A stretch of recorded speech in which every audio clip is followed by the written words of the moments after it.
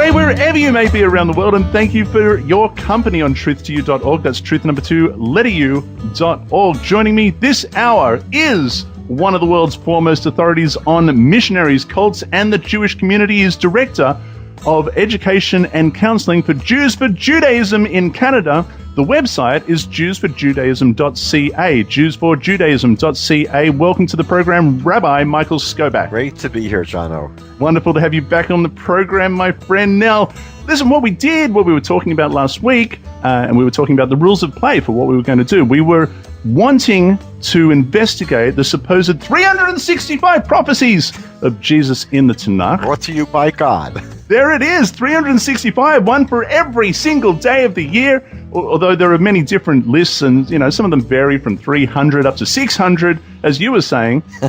So I want to tell you a story and see what you think. You ready? Shoot. All right. Facebook. Don't we love Facebook? Boy, Facebook has all these little, secret compartments in Facebook, and one of them is in the, you've got your messages. You can click on messages there on the left-hand side. It takes you to your inbox. And it says to you up in the left-hand side in the inbox how many messages that you have. And then it has next to that, other. Have you ever noticed that? I never noticed that. So many people don't know there is this other section. What do you mean other? Have I got messages or not? These are my inbox, and it's got messages and then other. What is other? So I thought, I better click on other and see. And there's all these other messages that I hadn't got.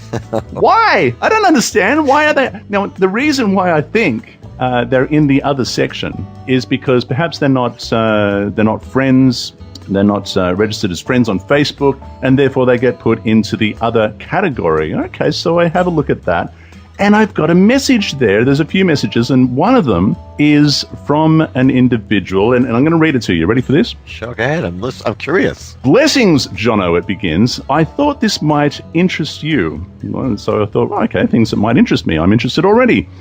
It goes on to say, I just heard about this first time ever free. I love free things. Michael, do you like free things? This is free. Okay. The first time ever free Messianic Prophecy Bible. And I thought, this is great because we're doing Messianic prophecies at the moment, you and I. This would be gold and it's free. And then this person says, I heard about this first time ever free Messianic Prophecy Bible that is going to explain the Messianic prophecies right in the text of the Bible. Wow. It goes on to say the Bible will be in many different versions and languages. This Bible will really help us to grow in our Christian/Messianic faith, understand the Jewish roots of our faith, and learn about Messianic prophecies. It is free. It's a free offer. This person says that I have accepted, and I think you should too.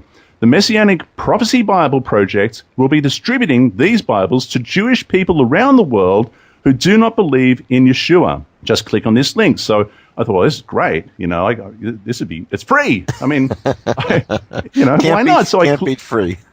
I clicked on the link anyway. And first I went and checked out this person who sent it to me. We're not friends on Facebook, but I went to their Facebook page. Lo and behold, they work for the company. I thought, hang on a minute. They said to me, I just heard about this free Bible. I took up the offer, and I think you should too. I go to their page, and they work for it. Of course they heard about it. Anyway. I guess it's called promotion. It's exactly what it's called. It's called promotion. Anyway, I clicked on the link. I went to the Messianic Prophecy Bible Project. I clicked on About, and guess what I saw? Oh, I think you saw my face. There's a picture of you! How about that? There's a picture of you there. And I thought, this is too good to be true. Now, this is what it says. Why the need for this Bible?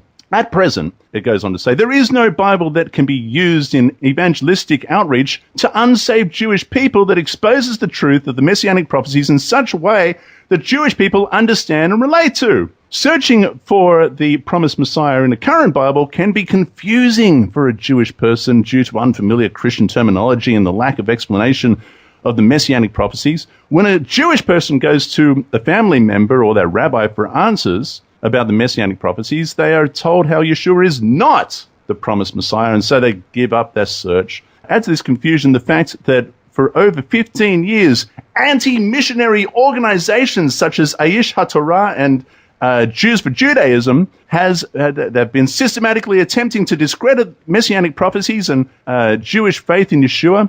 They publish anti-missionary material with such inflammatory headlines as dealing with missionary tactics. Jesus was not our Passover lamb, the missionary menace, the real Messiah, the battle for the Jewish soul, and why Jews can't be for Jesus. It is clear that an accurately researched Messianic prophecy Bible is needed to reach unsaved Jewish people. Now, it says here, it's got some samples of this hideous anti-Messianic literature, and it refers to people who distribute such, and I was surprised at this, it refers to people who distribute such as the enemies of our faith. I thought, wow, the enemies of, and you must be enemy number one because there's a photo of you. Now, a couple of things about this photo. It says, click on this to read. First of all, your beard was bigger then. What happened? Well, it's summertime now, and I just got my hair cut today, and I had the barber that's chop it okay. off. So this picture was obviously taken in winter. There's a pretty healthy beard going on there on Michael Skobac, but I clicked on this link to have a look at what it says, and of course it's entitled Operation Let My People Know. It says Jews across the nation can receive vital counter-missionary information for free. Jews for Judaism, the world's leading counter-missionary organization, is launching a powerful new campaign called Let My People Know. This campaign, the first of its kind in the world, is geared to make Jews missionary smart by giving them free of charge vital materials and information that they can use to prepare them for any encounter with any of the over 900 missionary groups that are targeting Jews today. And in your hand, there's a picture of you and you're holding some sort of prehistoric device. What's that? Cassette tape, probably. It's a cassette tape! But now these things are still, now tell me, technology is advanced and we've got, what do we have, MP3s now? We can download them off the website. What's going on? The cloud. It's in the cloud. It's in the cloud! All right, so Jews for Judaism, they're up there with technology. They've got it under control. You can go to the website and you can find these things. Now, look, I continued on. Now, before I do continue on, they refer to you and people like your fine self as enemies of our faith, and they refer to you as anti-missionaries. I go to this newsletter of yours, and it refers to counter-missionaries. Before we continue, do you want to just tell us the difference between the two? Well, I think that it's a matter of semantics. I'm just personally turned off by the term anti-missionary. I'm not really anti-anyone or anything.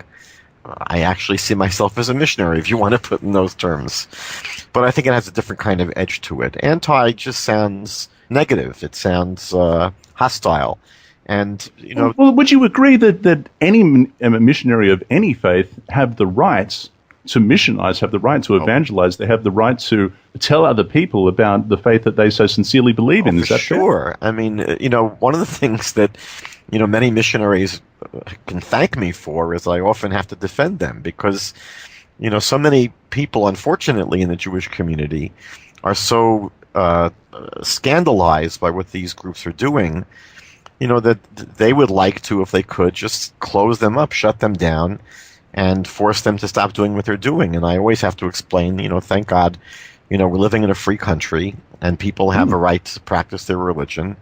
And, they assume that our organization is there to stop people from evangelizing. And nothing could be further from the truth. We don't engage in those kind of activities. And I think that the term anti-missionary, has that kind of ring to it that, is somehow dedicated to stopping people from doing what they're doing. And that's really totally not true. So I think that, if the word anti-missionary carries that connotation, that our work is to prevent people from sharing their faith, then I think that it's a term which to me is inaccurate, and I think it's inappropriate. And that's why counter-missionary has to me, the connotation, the ring, that we are basically giving another perspective to what they're teaching, meaning that they have.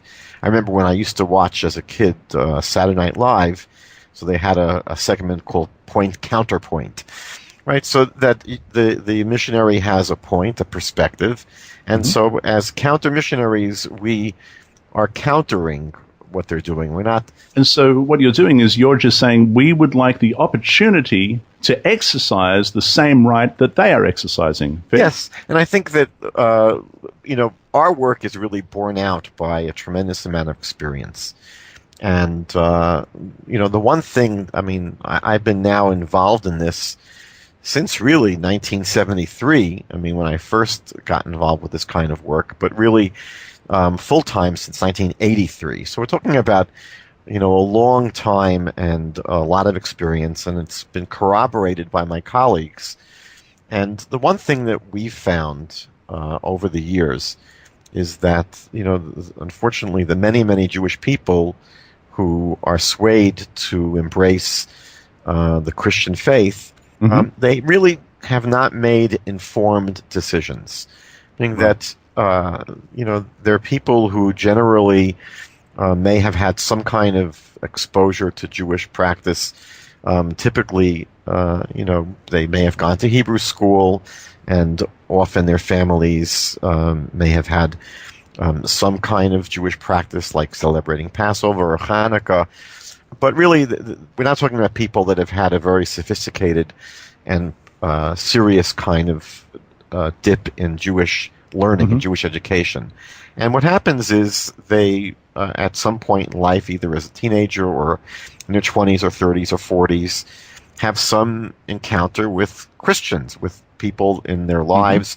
It could be a coworker, it could be a neighbor, a friend, a business associate, but it's someone that shares their faith with them as a Christian and shares the gospel. And now for the first time, these Jewish people are exposed to what I would call the case for Christianity, the case for belief in Jesus. And it's quite sophisticated and it's compelling. And for Jewish people that have not had a real serious kind of exposure to Jewish learning and Jewish study and a Jewish perspective on the scriptures, which is invariably the case, the Christian case for Jesus can be a serious one and a compelling one. And what happens with those Jews who ultimately do end up converting to Christianity, embracing Jesus as their savior, our experience has been, my personal experience has been, that they really are impressed with the Christians they meet, and they're impressed with the testimonies they hear, and they're impressed with the fervor of Christian worship, and they're impressed with all of the biblical quote-unquote proofs that point to Jesus allegedly, and all of the miracles that they read about, and all of the miracles that they experience in church, etc. And they say, listen, I can't resist. And our challenge is that, it's true that you've heard the case for Jesus, but, for the last 2,000 years, Jewish people prefer death to conversion. And, wouldn't it be appropriate before you make that very, very serious decision, before you take that step, which is, from a Jewish point of view, a very, very profound mistake, in the same way that Christianity insists that people who don't believe in Jesus will essentially burn in hell forever. Judaism takes a very similar perspective to people who worship Jesus as God. Meaning that in the Bible, the one thing God says that he abhors and despises is idolatry. And idolatry is basically defined as the worship of anything or anyone as God that is not God. Now, obviously, Christians believe Jesus is God, but again, that may not be the case. And Judaism doesn't believe that Jesus created the world and is God, and therefore to put your faith in him and to worship him would be idolatry. So the point here is not to therefore insist that Judaism is right, but it's just for people to understand this is a very weighty decision. Meaning that it seems to me, that, at least, that in life, when we're going to make a decision where the consequences are potentially very, very serious, then it makes sense in those situations to be very, very careful and to look both ways before you cross the street. That's an excellent way to put it. To look both ways before you cross the street. What an excellent way to put it. So we're going to go back to the original list. We'll kick off from Genesis. Now, in this case, we're going to try and get through 1 to 14 in the chronological order that they appear.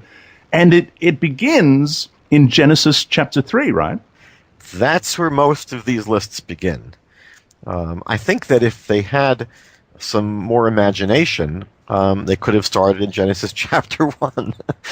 I mean, when you go through this list and you see the nature of the connections that are made between the text in Genesis and Jesus, I mean, you realize that with any kind of imagination, you could probably come up with a list of 3,000 or 4,000 easily just in the book of Genesis.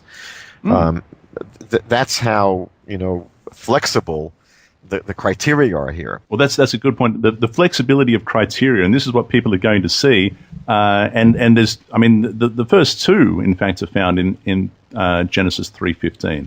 The first one is that the Messiah. Now, bear in mind, just a reminder to the listeners, these are quote unquote Messianic prophecies, and Genesis 3:15 says that the Messiah will be of the seed of a woman, and that appears in Genesis 3:15. Does this apply to the Messiah? And it's got in brackets here the virgin birth. Is this what we have in Genesis 3:15? That's the assertion that's being made. I mean, it's important to remember that the passage here in Genesis chapter 3, it doesn't mention the Messiah.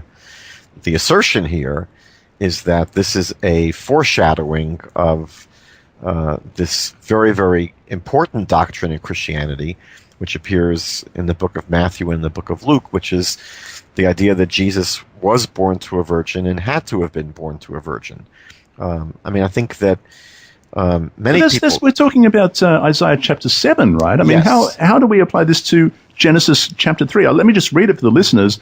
I'll start from 14 to be fair, because we've got to give some context. This is God talking to the serpent, and he says, "Because you have done this, you are accursed more than all cattle, and more than every beast of the field. On your belly you shall go, and you shall eat dust all the days of your life. I will put enmity between you and the woman, and between your seed and her seed." By the way, I have seed, capital S, her seed, capital S, in the New King James Study Bible. He shall bruise your head, and you shall bruise his heel. Where do we get the virgin birth and something about the Messiah here in this verse? It's just very bizarre. Well, so the virgin birth really comes from the reference to her seed. I mean, that the passage here speaks about the descendants of Eve as her seed. Because of course women have eggs, they don't have seed, right? Right. I mean, usually the assumption here is that it's the male that has the seed. Mm-hmm. And so when it speaks in this verse about the seed of the woman, it's implying that there's no man here. I mean, that it's an unusual birth in that normally okay. a child would be referred to the seed of the male, but there's no male that's mentioned here, and so it has this seemingly unusual. But if we follow that logic, then aren't we talking about a hermaphrodite or something? I mean, it doesn't talk about God's seed impregnating a woman. It talks about the woman's seed. That makes no sense in as far as the Christian interpretation of Isaiah chapter 7, verse 14, right? Well, we'll have to really dig our teeth into Isaiah chapter 7.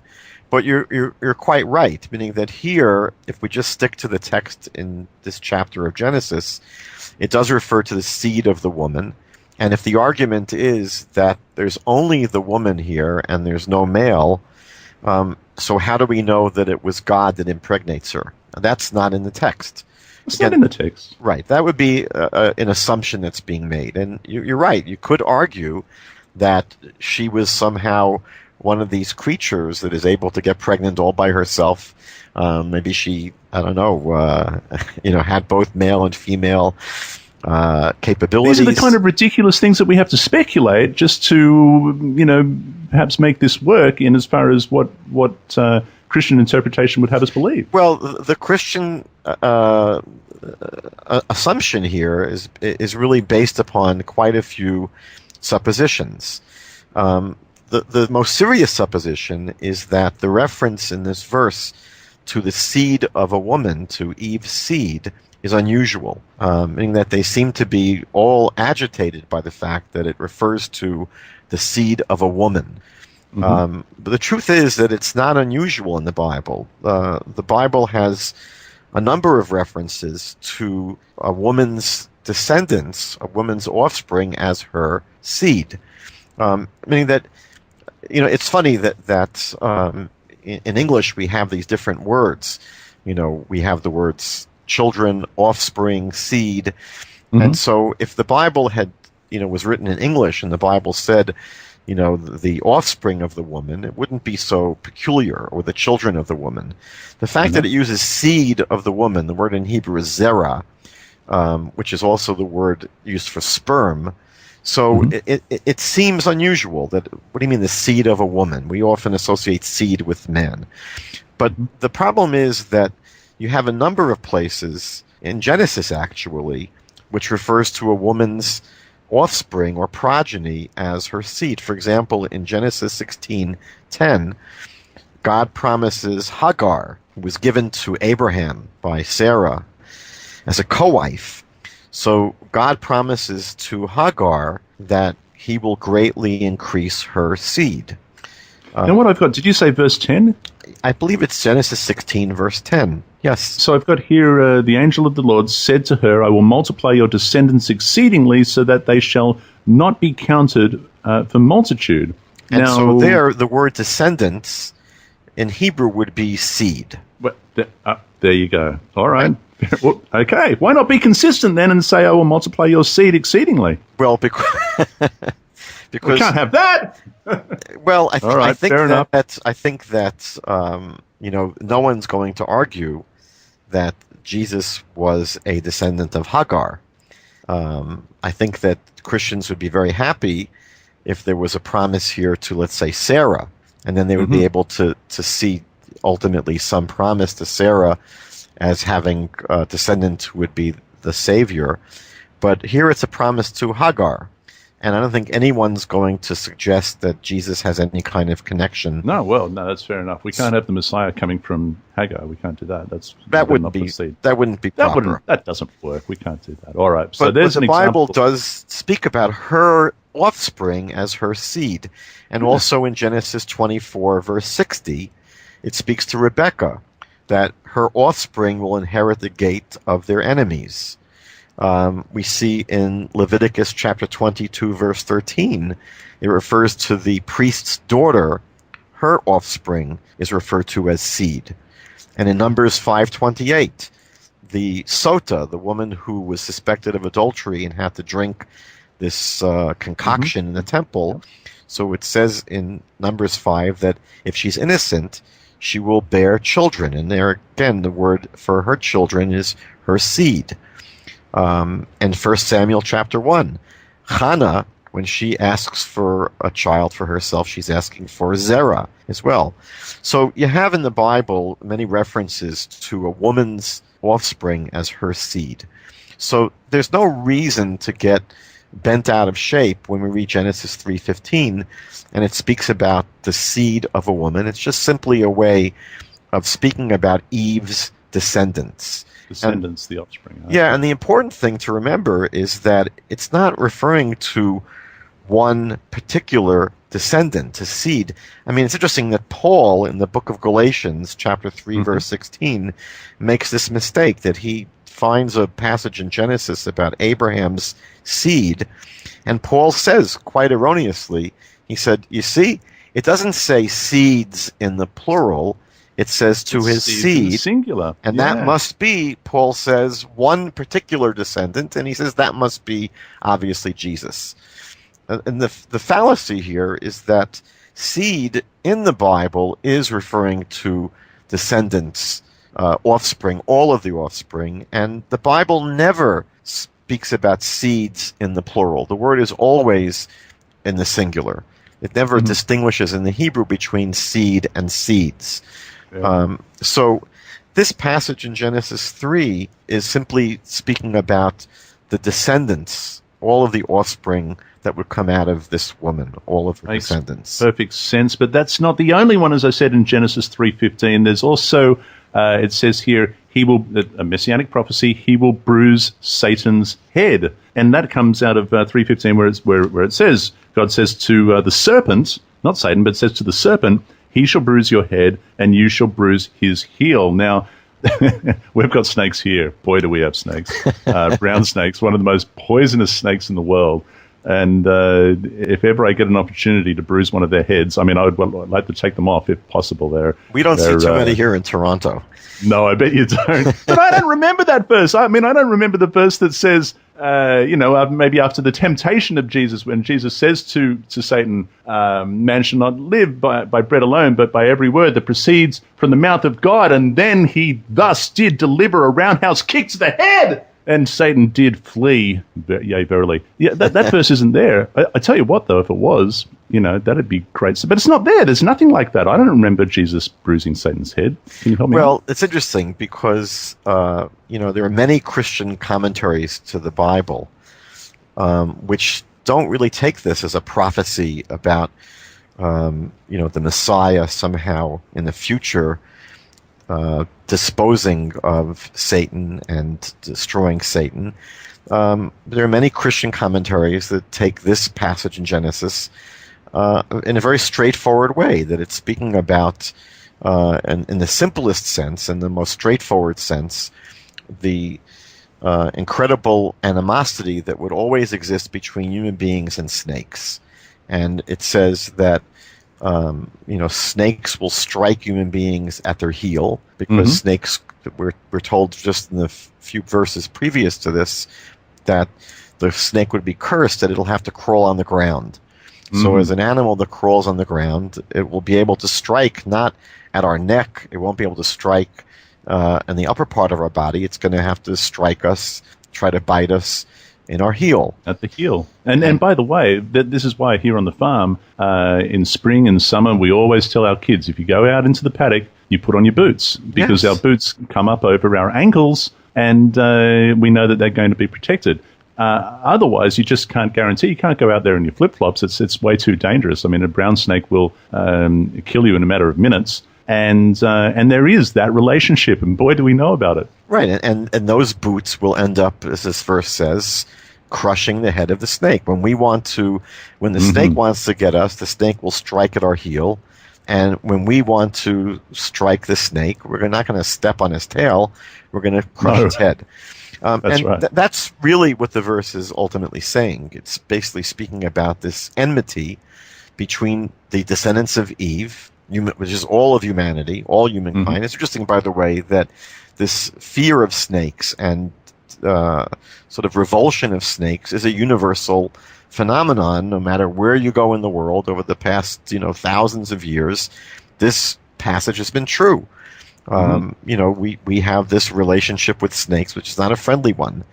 And what's interesting is that Christians insist that it's not really only talking about the snake in the garden, that it's somehow referring to this the devil, Satan, this spiritual being, which is their right to do, meaning that it's certainly, there's no crime in claiming that a passage in the Bible symbolizes or somehow has some connection to something else.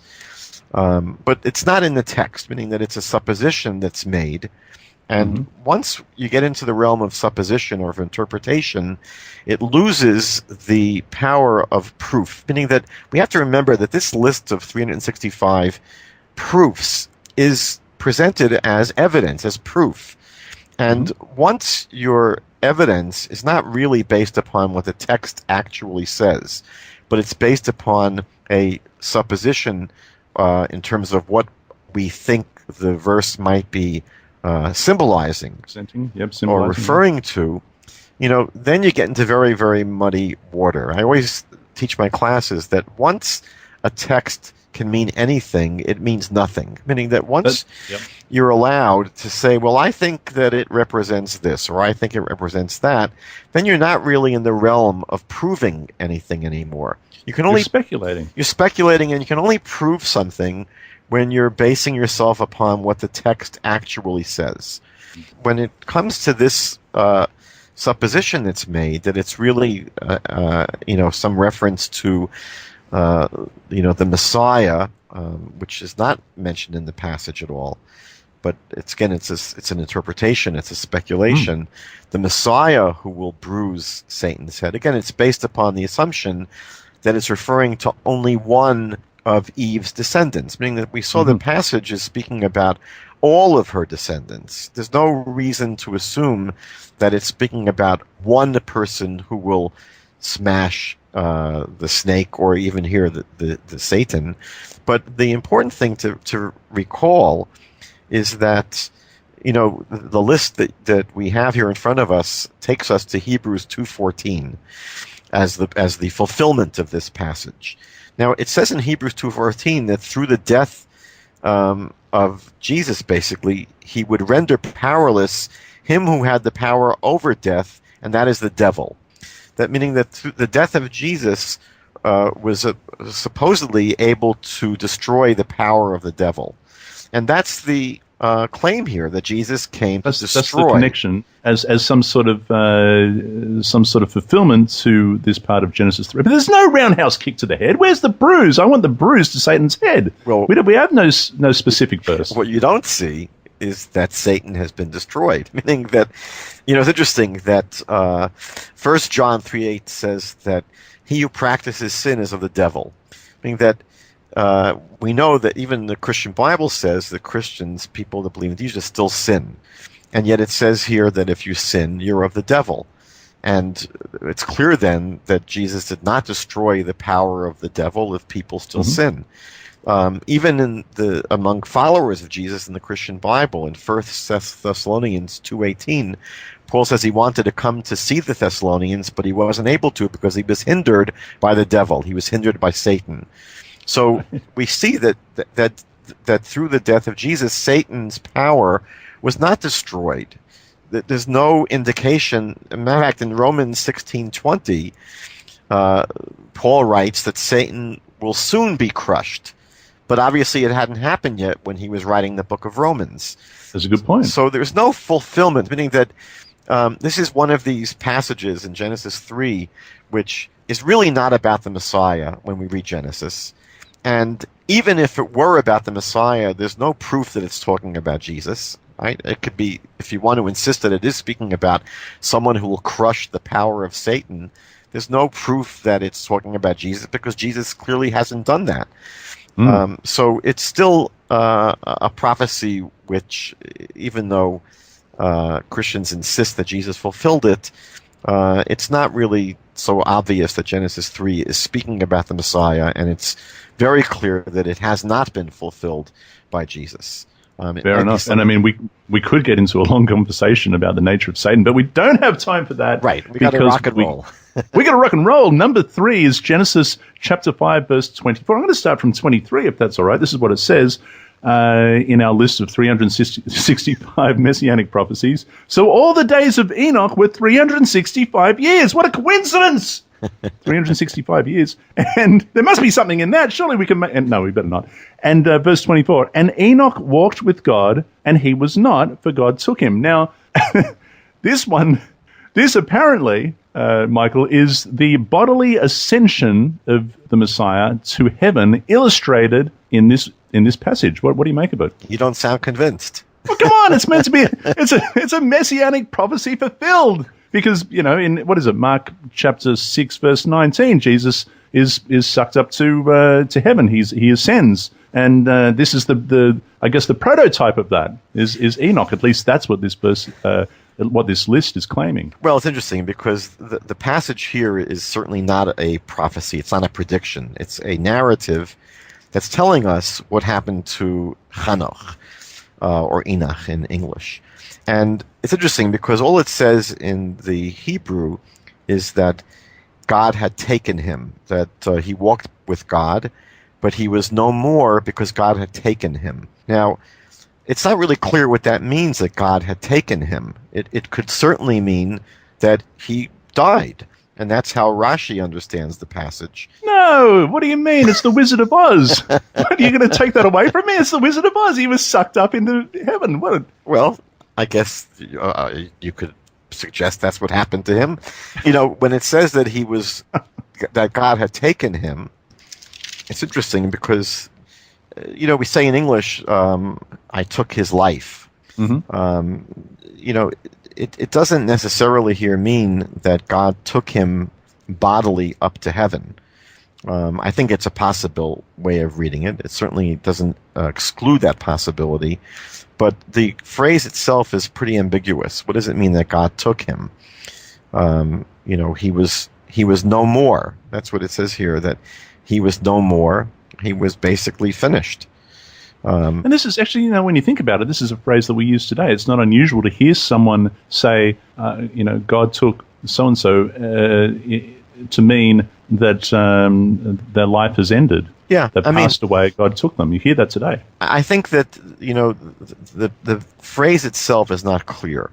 And it's certainly not predicting anything in the future. It's just saying what happened to Hanoch. It's not a prophecy here.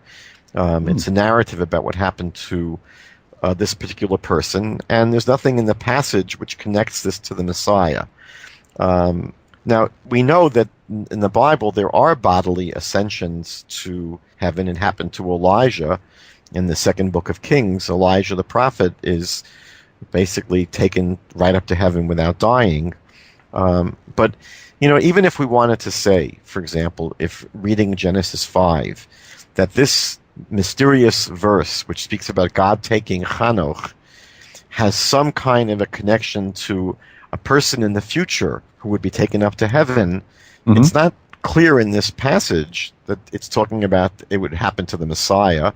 And even if it was, there's no proof that Jesus did this, meaning that we don't have any reason to assume that Jesus was taken alive up to heaven. That's a belief and an assertion that Christians make. But we have to remember that the claim here is that if we read the Hebrew Scriptures with an open mind and an open heart, we will see clearly that it points to Jesus, that we have overwhelming evidence. We have 365 pieces of evidence that point clearly and directly and unambiguously to Jesus. Well, this and most of these passages only work if you only begin the entire investigation with the assumptions that Christianity makes about Jesus. Meaning, if you assume that he was the Messiah and God took him up to heaven bodily, then if this passage in Genesis 5 is a prophecy about the Messiah who would be taken up to heaven, then it would be talking about Jesus. But we have a half a dozen assumptions there that are not. We do. Really... We have even the description in the list that we're looking at says that it's an illustration. How can a messianic prophecy be an illustration? It's just not. It's just so nebulous, isn't it? Yeah, this is what we referred to last week as a type or a shadow. That this is a belief that Christians have. Their belief that Jesus was brought to heaven, and they see this as a foreshadowing of that. But again, it's not really working in the way they would like it to work, meaning that they would like us to think that here is another piece of evidence that basically seals the deal and makes it clear that Jesus was the Messiah. And again, we just have to look at this passage and see it's not a prophecy, it's a narrative, it's not talking about the Messiah. And all it is that if you make all the assumptions that Christians want to make about it, meaning that if we assume it is speaking about someone that's taken up to heaven bodily, then all you could say is that it somehow corresponds with what Christians believe about Jesus. But it only works retroactively, meaning it's basically circular reasoning or working backward. It doesn't go from Genesis to Jesus. That's what I want to really emphasize. You can certainly go from Jesus back to Genesis, meaning once you have your beliefs about Jesus cemented, you can then go back to Genesis and say, oh, you see, Genesis seems to be alluding to, symbolizing, it's a foreshadowing of what we already believe. But what can't happen, what doesn't work, is to say that by reading Genesis, you're going to arrive at Jesus being the Messiah. That doesn't work because Genesis is again not a prophecy, and it's not about the Messiah, and again, it's not clearly speaking about someone who's translated up to heaven alive. So, it only works retroactively, sort of through circular reasoning, if you already believe in Jesus, and it only works in that sense if you have to make quite a few assumptions about what the text really means. There it is.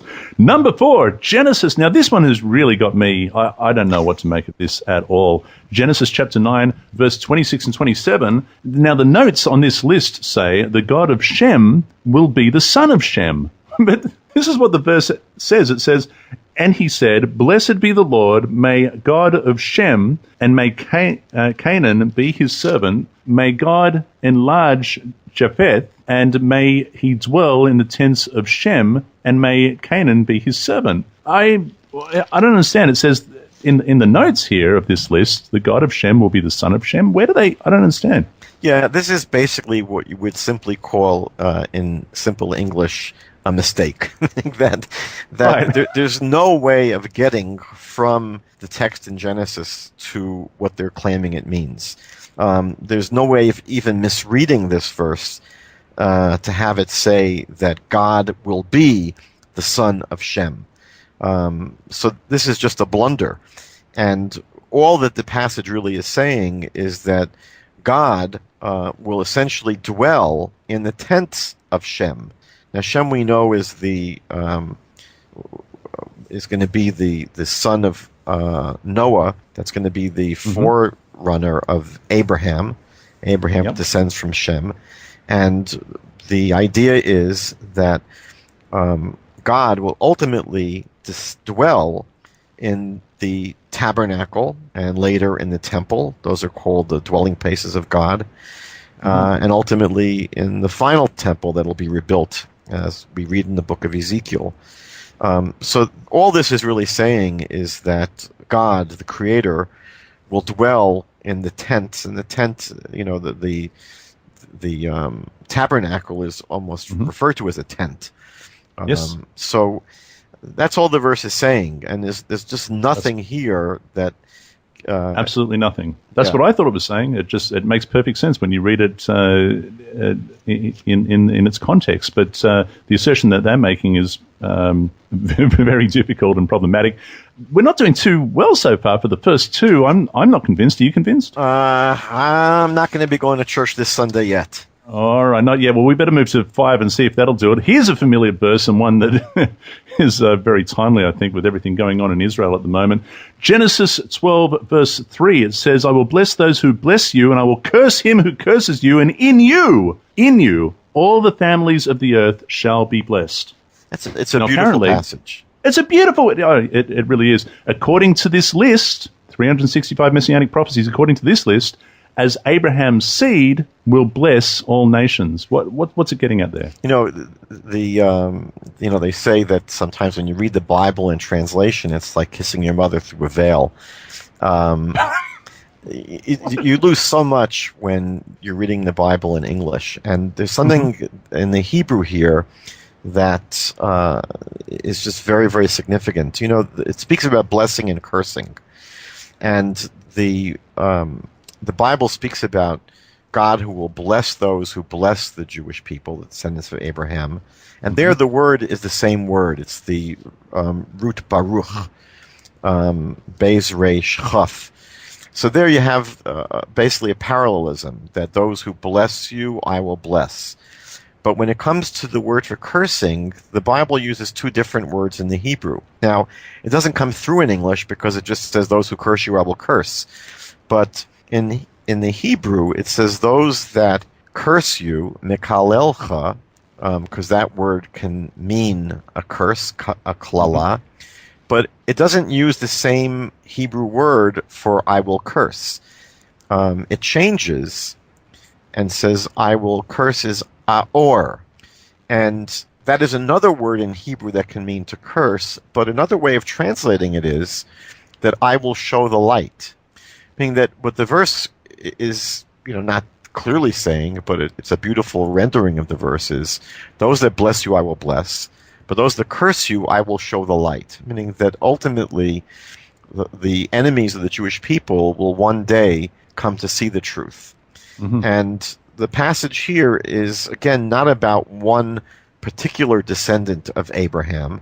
It's speaking when it says the seed of Abraham, right? It refers to all of the descendants of Abraham. And all the verse is really saying is that the entire world will be blessed through the nation that Abraham will be the progenitor of. Right. And we see this in countless passages in the Bible. The last chapters of Isaiah, chapter 60 in Isaiah, which speaks about the nations of the world coming to the light of the Jewish people, and the prophet Zechariah, who says that one day, 10 people from every nation of the world will grab hold of the clothing of a Jew and say, "We want to come follow you. We've heard God is with you."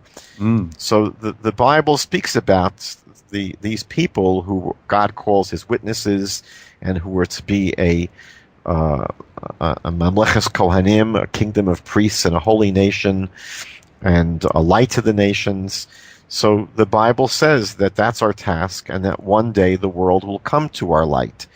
And so that's essentially what this verse is saying, that the descendants of Abraham will be ultimately a blessing to all the nations of the world. Now, even if you want to say, by the way, that it is referring to one descendant of Abraham, which is incorrect grammatically, but even if you were to read it that way, how do we know that it's referring to Jesus? Maybe it's another descendant of Abraham, like Moses or David. So again, it's based upon here, the Christian reading is based upon a misreading of the Hebrew to say it's talking about one descendant of Abraham, because it misreads the word seed. And even if they insist on that mistranslation, it doesn't have to refer to the person they think it's referring to. We could certainly say that Moses was a great blessing to the world, and David was certainly a great blessing to the world. Amen. And so, it's, again, as with the first example in 3:15, it's a little bit of trickery with the word seed, and the next one is no exception. It falls into the same category, Genesis chapter 12, verse 7, and it says, then the Lord appeared to Abram and said to your... Now, I've got in my New King James Study Bible, I've got to your descendants I will give this land, and there he built an altar to the Lord who had appeared to him. Now, what's interesting, by the way, is that all it's really saying here is that there's a promise that the land of Israel will be given to Abraham's children. So there's nothing here about the Messiah coming one day, nothing here about a particular descendant of Abraham. This is simply a passage which is saying the promise made to Abraham's seed is that they would inherit the land of Israel. I don't know how we get from that to the gospel, but there you have it. But they think there's a connection. Genesis chapter 14, verse 18. Now, I've got...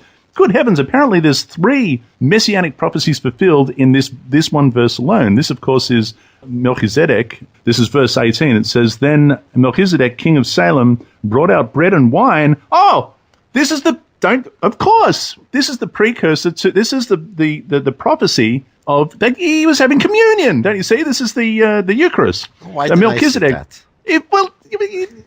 I don't know. I have these scales over my eyes. You have a veil over your face. This is the problem, you see. You need me to tell you. Melchizedek, king of Salem, brought out bread and wine. He was the priest of God Most High, and he blessed him and said, blessed be Abram of God Most High, possessor of heaven and earth, and so on and so forth. Now, in this one verse of 18, it says that a priest after Melchizedek. This verse doesn't say anything about a priest after Melchizedek. This is an assertion made in Hebrews chapter 6, verse 20. It talks about the next one, number 8, a king also. I don't know what it's alluding to there. And number 9 of the Messianic prophecies list, the Last Supper foreshadowed. See? The Eucharist. It's communion. Well, this is a great example of what we'd call double billing or triple billing. I mean, that here you have one verse which is really counted as 3 different prophecies from this list of 365. It reminds me when I was a kid, most people probably when we were kids, and you had to come up with your first resume for your first job, you probably didn't have that many things that you did, before your first job, and you had to really stretch things to squeeze out as many possible jobs that you could. So, it's sort of strange that they're taking this one passage in Genesis 14:18 and claiming that it has 3 messianic prophecies here. The name of Malki in Hebrew, so it says here that it foreshadows a king of peace and righteousness. Obviously, they're asserting that Jesus was a king of peace and righteousness. So Malki Tzedek means king of righteousness, and he was called in this passage Melech Shalem. Now, it seems to be talking about a place called Shalem, or in English Salem, but it can be related to the word shalom, peace. So here you have in this verse alluding to the idea that this person, Melchizedek, somehow is connected to both peace and righteousness. But again, we have here a narrative. There's no prophecy here. It's not predicting anything. It's just a story we're reading. It mentions this character named Melchizedek. And the fact that he brought out bread and wine, it's a food it's food that's served at about 50 or 60% of the meals eaten by most people in the world. So It's very difficult to say that somehow this passage is referring to the Last Supper that Jesus ate. It's interesting also, by the way, that according to the Synoptic Gospels, the Last Supper would have been a Passover Seder, in which case they wouldn't have had bread. They would have been eating matzah. That's a very good point. There you go, that's right. But again, when you read this passage, Genesis, just for in its own context, it's not talking about a Passover Seder. It's not talking about any kind of a special meal that's going to be eaten by the Messiah. The passage really has nothing to do with the Messiah at all. It's just something that is read into it by Christians that are trying to find allusions to their beliefs in the Bible. And again, I just want to repeat that. It's very important. There's a difference between getting from our text to a belief in Jesus, which really is quite impossible. And that's not what's happening. The Christian already begins with their belief in Jesus, and that his Last Supper had matzah and wine, and that they find this as somehow foreshadowing that which they already believe. But it's important to emphasize that finding passages in the Bible that have some kind of an allusion or a veiled allusion or hidden allusion to things you already believe is a far cry from being able to prove those beliefs from these passages. So again, there's been no one, and this is another technique that I would recommend. It's obvious why Christians might be able to read their beliefs back into this passage, but the critical test would be, would anyone reading this passage way before Christianity make the interpretations that Christians make? And you could apply that same criteria to virtually all of the texts we'll be reading. Meaning that we can understand why Christians get excited about these texts because they have some kind of a resonance with what they already believe. But the question to ask is, would anyone reading these texts before Christianity have this kind of interpretation? Meaning anyone reading Genesis 14:18, let's say in the times of Jeremiah the prophet, would they read Genesis 14:18 and said, "Oh, look at this. This is a very, very critical piece of the puzzle to help us identify who the Messiah is going to be, because it's telling us that the last meal the Messiah is going to eat is going to be a meal that has bread and wine." Now, even if that is what the passage means, it certainly wouldn't prove anything about Jesus, because half the free world eats food with meals with bread and wine. Right. There it is. Now, the next one's, again, a little bit of trickery with the word seed. This is Genesis 17:19. It refers to the seed of Isaac. Same rule applies as we discussed before? Yeah, and the other problem is that it's not only referring to all the descendants of Isaac, but what is it saying here about the descendants of Isaac? It's only telling us here that God is making a special covenant, an eternal covenant, with the descendants of Isaac. There's nothing here about the Messiah, nothing here about Jesus, nothing here about the gospel. It's simply a passage which is telling us that God is making a special covenant, a promise to the descendants of Isaac, to the Jewish people, and you can't really get more out of this passage. So it's really hard to see why it makes it onto this list, because there's no indication here that this passage has anything to do with the coming of the Messiah, or anything to do with the life of Jesus. That's bizarre, isn't it? So it says, then God said, no, Sarah, your wife, shall bear a son, and you shall call his name Isaac. I will establish my covenant with him for an everlasting covenant, and with his descendants after him. What has this got to do with Jesus? Utterly bizarre. Well, I mean, the one thing I could say is that as a member of the Jewish people, Jesus would be included in God's covenant. He is also part of the covenant. You can say that, of course. But it would apply to all Jewish people equally, and Jesus would not be special in that regard. Again, with the word seed, Genesis, this is number 11, Genesis 21, verse 12, it says, but God said to Abraham, do not let it be displeasing in your sight because of the lad or because of your bondwoman. Whatever Sarah has said to you, listen to her voice, for in Isaac your seed shall be called. Now, interestingly, I mentioned in Genesis, in the New King James Study Bible, seed was capitalized in 3:15. Here it's not capitalized, so the New King James doesn't seem to think that this has any significance, but this list of 365 Messianic prophecies thinks that this is significant, and indeed they have applied a capital on Genesis 21, verse 12. Yeah, I mean, this passage is, again, very clear in terms of what it really is speaking about. It's saying to Abraham that even though he's going to have children through Hagar, that his family line, his ultimate family, will be considered only the descendants that he has through Sarah and Isaac, meaning that it's really, the context here is quite clear, that it's really focusing on, who are Abraham's ultimate descendants going to be, meaning that when we speak about the family of Abraham, it's true that Ishmael is a descendant of Abraham, but in terms of the people, the special people that Abraham will be fathering, it is going through the line of Isaac, we're told here. Now, this has absolutely nothing to do with the coming of the Messiah, nothing to do with Jesus. It's just speaking about, in this passage, which line of Abraham's family will be the chosen line. So again, we have here basically a verse that has absolutely nothing to do with the Christian message, and it's even hard to understand why this kind of a verse makes it onto the list. It's because you need 365. You need one for every day of the year, and you've got to scrape the bottom of the barrel and make it work. Here we are in... Necessity is the mother of invention. That's exactly right.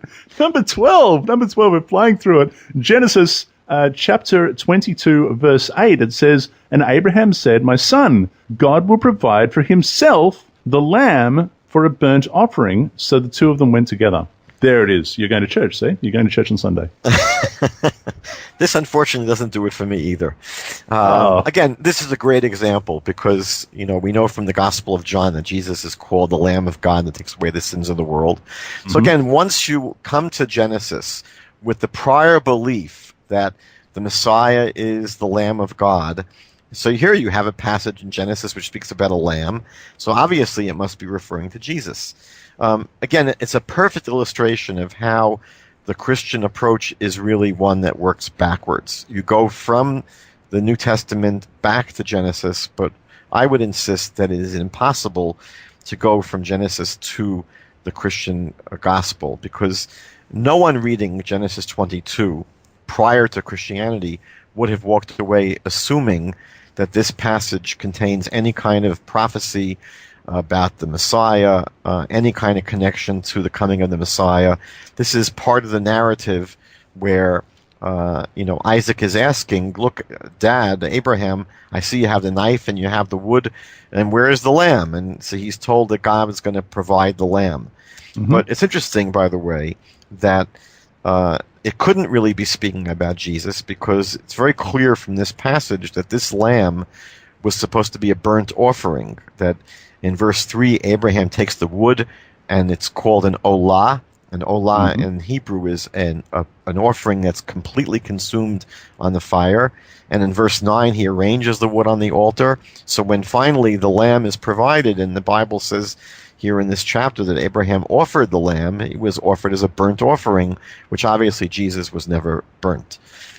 So even symbolically, this would not really associate with Jesus.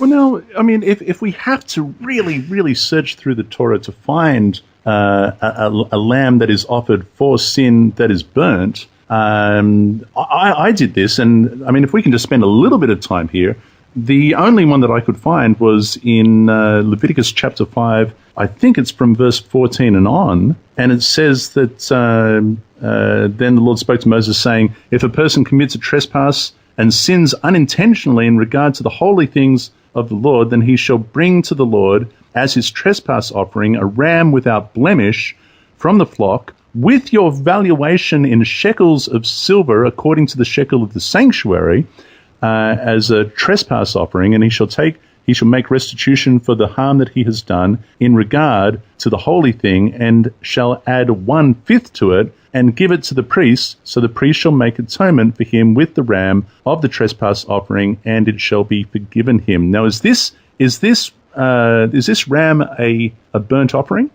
So the passage in Leviticus you're reading is not about a sin offering, which was called the chatat, but you're reading about a special offering that was called an asham, the guilt offering or the trespass offering.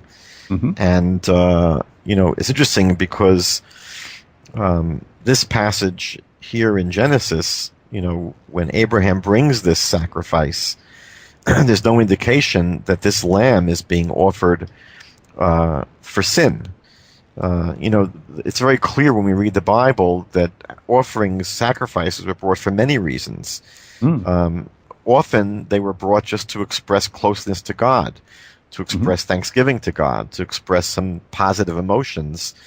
And it's interesting that when John identifies Jesus as the Paschal Lamb, it's a peculiar association to make with Jesus because the Passover lamb was not brought for the purpose of atonement for sin. It was brought as a commemoration of an event in Jewish history. So if, the Christian Bible wanted to make some analog to Jesus, the most appropriate analog would have been the Yom Kippur scapegoat, the animal that was offered that took upon itself the sins of the Jewish people. The sins, but they can't do that because the scapegoat is led off into the wilderness. Yes. There's the goat for Azazel. It doesn't die. It's gone. I mean, well, it's interesting that the Bible doesn't speak about it being killed, right? The Bible just says it's sent off into the wilderness. Yeah. Wouldn't it have been better if John the Baptist had said, "Behold the bull of God that comes and takes away the sin"? I mean, isn't the bull the sin offering? So the only animal on the Day of Atonement that took upon itself the sins of all the people, though, was the scapegoat. Well, that's the other true. offerings were offerings for a limited. For example, one was for the high priest and his family, and one was to atone only for the impurities that came into the temple. So the only analog that really would have been appropriate for Jesus as a sacrifice would have been the scapegoat of Yom Kippur, because that was the animal that we're told bore the sins of all the people.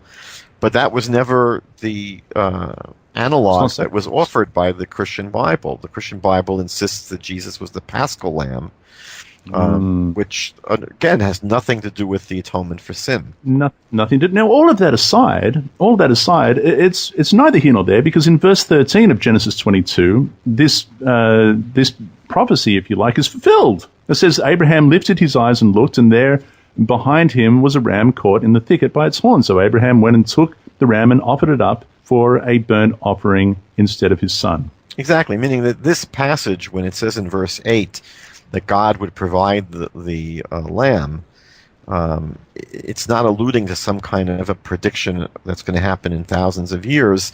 It's part of the story where a few verses later this animal is provided, as it just indicated. So again, this is a passage where it's not a prophetic prediction about the Messiah coming in the future. We understand this passage simply in its own context, that Isaac notices there's no sacrifice, there's no animal. He didn't realize he was supposed to be sacrificed. Abraham says, in complete faith, that God's going to provide the lamb, which is what happened. God did provide an alternative. It happened. It's fulfilled. End of story. There it is. And End of story. There's no reason to look at this story in Genesis and say, well, obviously it's a prophecy about the coming of the Messiah. Obviously it's talking about Jesus. I mean, again, there's nothing here about the Messiah. And if a person was hell-bent on insisting that it's talking about the Messiah, again, there's no proof that it's speaking about Jesus. It would just be an allusion to the Messiah coming one day. Number 13. We're almost there. Number 13 of the 365 Messianic prophecies. Genesis was still there in chapter 22. This is verse 18, and it says, we're doing the seed again. In your seed. Now, again, in my New King James, it's still got a lowercase s, unlike 3:15, where it decided it better put a capital S. It's got a lowercase, so it doesn't agree with this list. But it says, in your seed, all the nations of the earth shall be blessed. Now, again, we're reiterating Genesis chapter 12, verse 3, right? Yeah, I mean, again, this is basically a continuation of the promise that God made to Abraham, where God said to Abraham, through your descendants, the nations will be blessed. And here, God says this to Isaac, that through Isaac's seed, the nations will be blessed. And, there's no reason to read anything more into this. As I said before, if they had any imagination, they could have found thousands of proof texts here, because what you're saying is if it was up to you to make this list, you would have done a better job. Oh yeah, I mean, I think that if I sat down, because again, you could say, here's I'll just give you a simple example. Sure. Here's someone in Genesis that's walking around with a robe. Well, Jesus wore a robe, so this must be some allusion to Jesus. If you wanted to basically find every possible, and you could see in just the few that we did so far, how much latitude they took in interpreting these passages. Where someone that brings out bread and wine to serve at a meal, that somehow automatically becomes the Eucharist in the Last Supper. You could find easily many, many more things that the text in the Bible has in common with Jesus. If someone walks in the Bible, well, Jesus walked. And if someone went down to sleep, Jesus went down to sleep. Think about how many passages in Genesis speak about people's seed. So every time you have the word seed, it's very easy to get very excited and say, look, it's talking about this special person.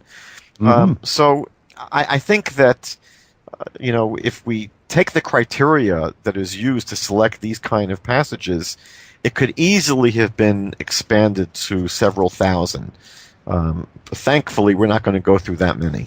No, we're not doing that. In fact, the last one we want to look at today, again, a little bit of trickery with the word seed, Genesis 26, and they've got verses 2 to 5, which says, then the Lord appeared to him and said, do not go down to Egypt, live in the land which I shall tell you, dwell in this land, and I will be with you and bless you. For to you and your descendants I give all these lands, and I will perform the oath which I swore to Abraham your father. I will make your descendants multiply as the stars of heaven. I will give your descendants all these lands, and in your seed, lowercase s, in your seed, all the nations of the earth shall be blessed again. And we've already spoken about that. Boy, I tell you what, it really does mess with the word seed repeatedly in this list at the beginning. And here, the list here makes the assertion that this is foreshadowing Isaac's seed that will be promised as the Redeemer. That's what it says in this list. Now, when we just read this passage in Genesis 26, it says nothing about a Redeemer.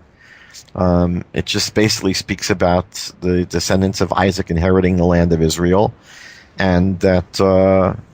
It's got to have. They can't just. There's got to be. I'm going to read it again. Wait. There's got to be the word redeemed. No, I mean you can't just put in a word like that. It's got to be here. Just let me look again. Look in the fine print. Perform the oath. I don't even have any asterisks or anything with the fine print. Or make your descendants multiply the seeds, stars of heaven, descendants of the land. Well, it's got to be in the next verse. Hang on. Because Abraham obeyed my voice and kept my charge, my commandments, my statutes, and my laws. Well, there's nothing in here that says anything about a redeemer. Where do they get that? That's a good question. All right. Well, we have seen already a dozen or so passages where there's the insistence that we're being told something very clearly about the coming of the Messiah, the Redeemer. And the one thing we've seen so far is that there's nothing clear here at all. And I think that's, again, let me just, I guess, as we're closing up tonight, say that when we're studying the Bible, we want to see what the Bible teaches clearly and consistently. I mean, what is the Bible really teaching us? And when we read the Bible, we shouldn't be interested in trying to see how much of our preconceptions we can squeeze back into the Bible. It's not really the way the Bible should be studied. We should try and study the Bible for what it actually teaches and what it teaches clearly. And the one thing we've seen through all these passages is that not one of them is a clear reference to the coming of the Messiah. And just as a footnote to that, even if they were, none of them would be clearly pointing to Jesus exclusively, meaning that basically what all of these passages have in common is the assumption that they're talking about the Messiah and the assumption that that Messiah is Jesus. And these passages really don't point to either of these two ideas. They don't really refer to the Messiah, and they don't clearly identify Jesus. These are basically a dozen or so passages where people that have a preconceived belief, not based upon what the Bible says. That's the important part of it. They have this belief independent of what the Bible says, and then they're able to somehow very creatively and by a very loose and expansive and poetic and subjective reading of these passages find some kind of veiled allusion, hint, type, shadow, etc. to what they already believe, which is fine. Everyone has the right to do that, but I think they have to be careful before they say, well, look, we believe that the Bible clearly proves with many, many pieces of evidence that Jesus was the Messiah. I think that's where they're going to fall short. That's right. And as you said earlier on, look both ways before you cross the road. So you're not going to church on Sunday. We haven't convinced you thus far. And we've gone through the first 14. Surely they're going to get better. I mean, we've got 365 of them. Next week, we're going to kick off from Genesis chapter 49, verse 10, for those who want to do their homework, because there's a whole list. 1, 2, 3, 4, 5, apparently, Messianic prophecies fulfilled of the 365 Messianic prophecies that we're looking at. Oh, my goodness. Thank you, my friend, Rabbi Michael Skobac of Jews for Judaism in Canada. JewsForJudaism.ca. JewsForJudaism.ca is the website. You can also find him on Facebook and, of course, on YouTube. It's the Jews for Judaism YouTube channel. Is that correct? That's correct. And all of those links, by the way, I do believe, are on the website, JewsForJudaism.ca. Do go there and have a look, because there's an enormous amount of information that you can get for free on that website. It's an excellent website. My friend, once again, thank you for coming back onto Truth to You and going through this list with us. I'm looking forward to speaking with you very soon. It sounds like a great proposition. We'll be there next week with you, God willing. We're doing that. We're having fun. In the meantime, dear listeners, be blessed and be set apart by the truth of our Father's Word. Shalom.